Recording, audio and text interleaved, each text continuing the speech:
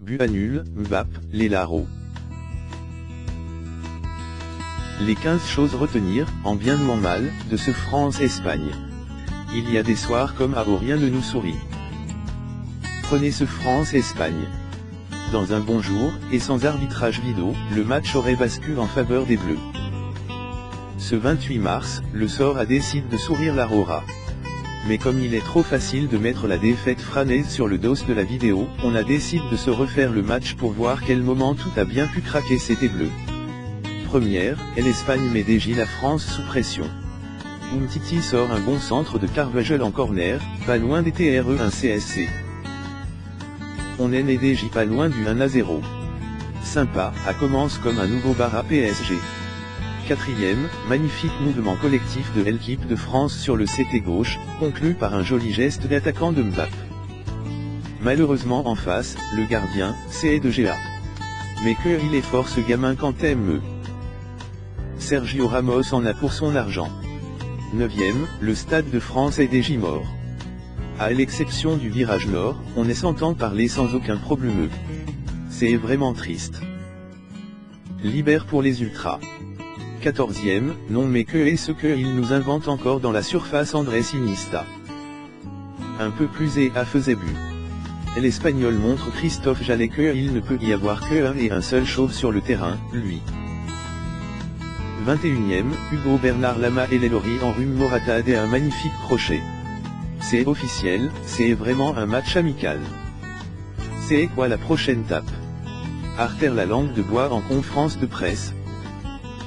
Bonne idée à 30e, en une demi-heure, Kylian Mbappé est devenu le joueur offensif frané le plus influent de ce France-Espagne. Alors qu'il a 4 ans et demi. Mais que est ce que c'est que cet extraterrestre bordel? 45e, Rabiot sort en plaque par Bakayoko. On ne le sait pas encore, mais c'est presque le tournant du match, spoiler. 47e, la vidéo, c'est nul. Surtout quand elle est utilisée contre nous.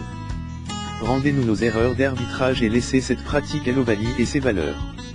50e, les Franae encaissent mal le vrai faux but de Griezmann et commencent elle chère prise. C'est du pain béni pour l'Espagne.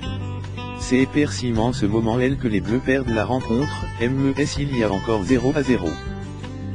60e, toujours aucune action intéressante de la part de nos Laro. Ils ne font que défendre, et pas fortement bien non plus.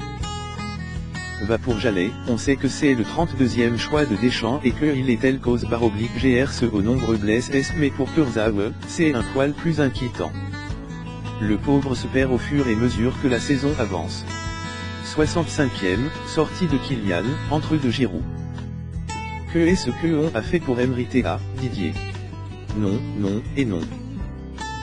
Inutile de dire que l'attaque franaise a perdu tout son peps, aucun lien avec Guardiola, APRS la sortie de Mbappé.